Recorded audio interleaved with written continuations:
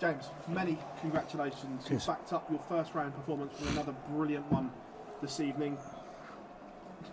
How much did you enjoy up there performing the way you did? I didn't actually tonight. I felt really, really nervous, felt unsettled, didn't feel right. So yeah, I'm just happy to win the game and get it out of the way. Well, that's scary for everyone else if you perform in that manner, not feeling great. No, it felt awful. Felt really unsettled tonight, and I felt like just didn't feel right. So yeah. We know a lot of tournaments you're there on your own, but let's say so far this tournament you've had Sammy by your side. How much better is that looking over having someone there in these big moments? Not really. She just tells me off things I've done wrong in interviews, you know. So, but you know, it's irrelevant with Samantha. She always tells me when I've said and I've done things wrong in interviews. But yeah, just happy to win, you know. Let's make it about darts and not about all that other bits and bobs. Going into the tie, did you know you were in for a tough battle against Wessel after the way he beat Nathan Aspinall? Do you think you're going to get an easy one out of all these people? No. They're all great, aren't they? So, you know. Thank you very much. Cheers, buddy. James, with performances like that, do you believe those sort of performances are enough to win the World Matchplay? No. You need a bit of timing. You need a bit of bit of luck. So yeah. What was the thing you were most pleased with about your game this season? Nicking legs. That's about it, really. You know, I think nicking legs was the most important thing I did there. You've got a lot of experience in these long formats. Goes up to 20 years, yeah. Legs. Yeah, it's quarterfinals. Yeah, it's irrelevant. You know, it is what it is. I think I'm doing all right. Am I doing well enough? Probably not. But yeah, I'm just enjoying myself, you know. In fact, I'm not enjoying myself. That was awful. I was nervous. I was shaking. I was like negative towards myself. But the crowd were really cool, to be fair. So. How much can you draw off that support that you get from the crowd? It doesn't really matter what you draw off, does it? It's about what you do yourself. You know. Thank you. Cheers. Thank you. James, congratulations on another fantastic performance. How does it feel to have the full Winter Gardens? Sorry, buddy. How does it feel to have the full Winter Gardens cheering in there? I don't think they did for very long, but I made the most of it, and I won that leg. You mentioned about the nerves and everything you had mentioned before. And was there a reason for that, given how well you played in the first round? Yes. No, it is what it is, you know. You're blessed and you're God blessed by people like this in the crowd. You can't expect more than that, you know. You've had that Pro Tour win recently. Do you feel like you're riding the crest of the wave at the moment? I mean, these No, there's no crest of wave. There's no. It's just falling at the right time at the right place, you know.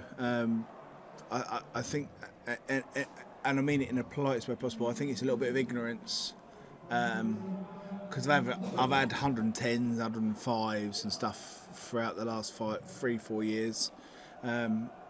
Unfortunately, or fortunately, when it goes in my favour, people like yourself amplify on that, and they see that. What you don't see is all the graft that goes in behind that, and I don't mean it in a disrespectful way either. So. Have you been working extra hard then? Not really, no. But I've worked at it, so yeah. Thank you very much. I appreciate your time. James, well done on reaching your 13th quarterfinal at the World Matchplay. You seem to be talking down that performance and saying things just fall in the right place, but it's really good. No, I'm not talking it down, but it is what it is, you know. Every dart player's come here to play darts. So we come here and we try. So I'm not talking it down, but there's more important things outside of this. You know, I want to go and eat fish and chips with my wife after this. This isn't that important. I know I'll always be thereabouts. I know I'll always be thereabouts in the rankings. I think people are too amplified on what you're achieving and what you're doing. You know, I know I'm one of the best, probably top 10 in the world at the moment, maybe. And I'm always Mr. Negative. So, you know, more important for me, I want to go with my wife, go and get some fish and chips in Blackpool. You know, so I'm not being negative.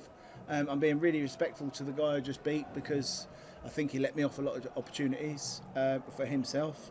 But yeah, I'm enjoying myself, you know. I'm 42 years old. There's far more important things than like obsessing with this game. I just know I'm lucky enough to earn a lot of money out of it for my children, and I will be going for fish and chips after this interview. Sorry, I didn't want to mean in that way. No, don't worry. If you just look at your own performances in the first 2 games, from your perspective, how good has it been from you, and how good can it get? I've just relaxed, and it's all about me relaxing. It's not about what they're doing or what I'm doing. It's about relaxing, and I don't think I relaxed in that game. I don't believe I did. It didn't feel like natural. It didn't feel relaxed, but I was just fortunate that I did enough, and I did a lot more than he did. Great, well done, James. Thanks for your time. But I would like to play that every day. You might do next time. Well done, James. Cheers, thank you. I didn't want to be rude, sorry. Not rude. Thank you. James, we've got Jan Van Veen up next. Who? Jan Van Veen up next. Jan Van Veen next. Veen. Jan Van Veen. Have you seen any of his plays so far this tournament? Have I got Veen or has Veen got me? Depends how you look at it, Bunch. doesn't it? Any thoughts about the game? Not really, no. Don't really care.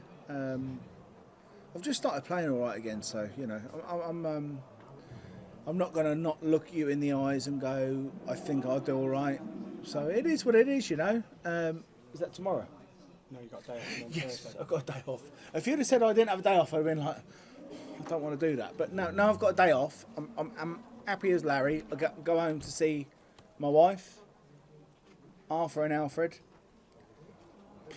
I'm winning, aren't I? None of this is important. It's really not. So yeah, I'm happy. What about you? You happy?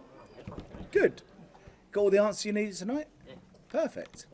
Are you taking a leaf out of Scotty Scheffler's book? Because he said, Who? Scotty Scheffler said that the Open... Golfer. World number 1 golfer. Chris was going to tell you what he said. Don't worry. So he said, none of this matters. Golf doesn't matter. What's the point in being here? And then he went and won the whole thing. I have no idea what's happening in darts, let alone golf, to be fair. And I don't really care. It sounds like really disrespectful. I don't really care what's happening in darts, and I don't really care what's. You get like golf. They've got this whole new organisation they've moved across to, and there's a lot of people, and I don't even know what's going on, if I'm honest with you. And there's a lot of people going, oh, they shouldn't do this, oh, they shouldn't do that. Why do you play golf at a competitive level? To supply for your family.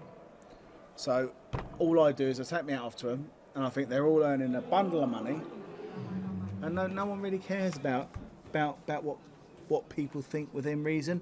As long as you try your best when you're at that stage and at that pinnacle of the game, I'm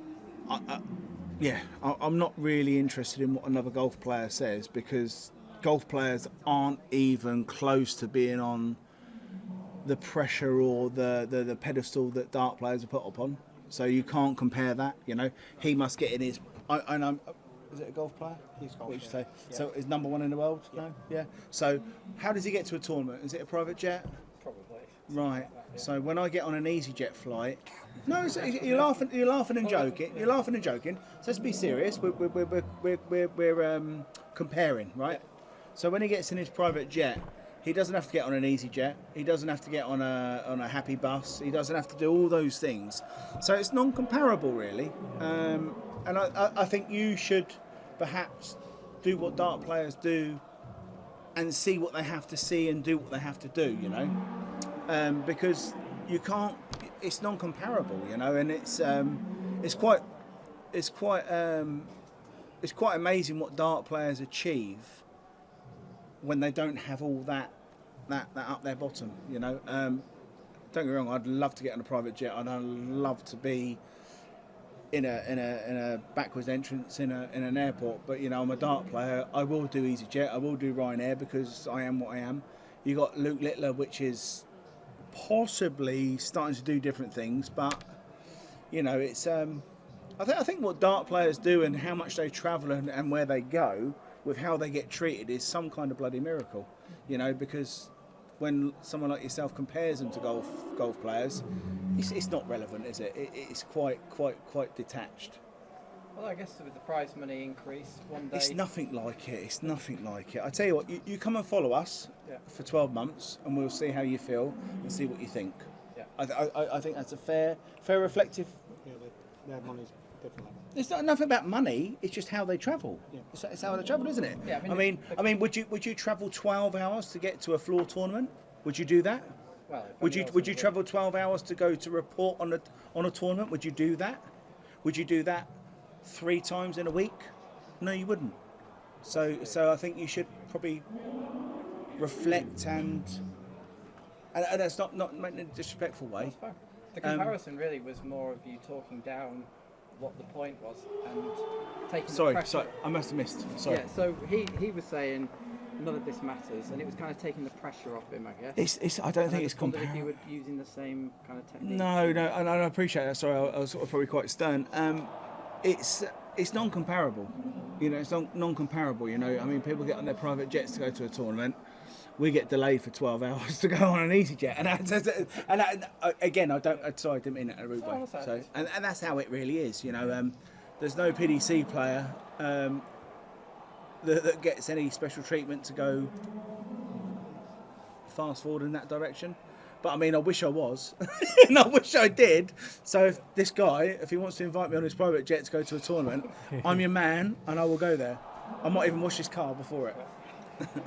Any more on the event? Another amazing performance. Cheers, buddy. Maybe you might not have thought so yourself, but it Nah, it is what it is. But I was lucky, you know. I've always said the greatest players in the game, which you are One of them. Definitely. They punish, and they punish severely. And tonight I thought you punished every mistake or miss he did, and you punished it. And that's what separates the great from the good, I believe. We always called it men from boys.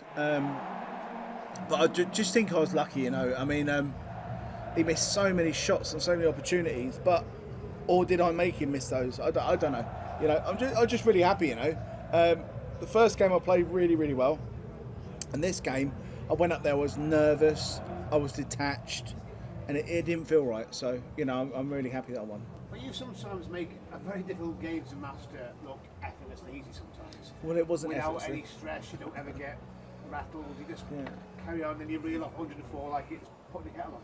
No, it's not putting the kettle on. No, I know it's not putting the kettle on, figuratively speaking. But No, I appreciate that. I think it's like a bit of a a duck, you know, calm on top and paddling, not bugger underneath. So yeah, yeah. And I think there's a lot of players like that. You once told me in Gibraltar years ago, I'll never forget this. He said, I played that for 2 reasons. One, I'm good at it, and 2, it pays well. I never forgot that when you said to me. I wouldn't say I'm good at it anymore. 5 in the world? Not good at it? No, I'll do better than most. But the most important thing for me is my family, you know, my boys, Arthur and Alfred. You know, if I can support them and give them something different that I didn't have, all of us would do that, right? I think they're the 2 best things in the world to me. You know, they might think differently when they're a little bit older, but you know, Arthur and Alfred, you know,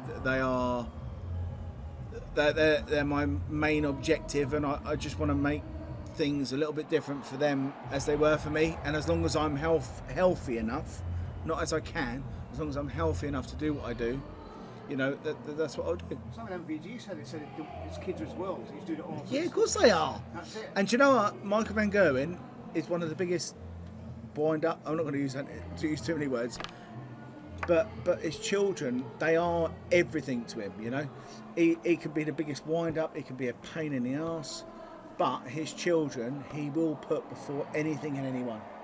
And I take me out off to him for that. You know, and yeah. You were the same. Okay. That's what you put on the planet still, aren't you? Survive and supply for your family. Your 2 boys. Yeah.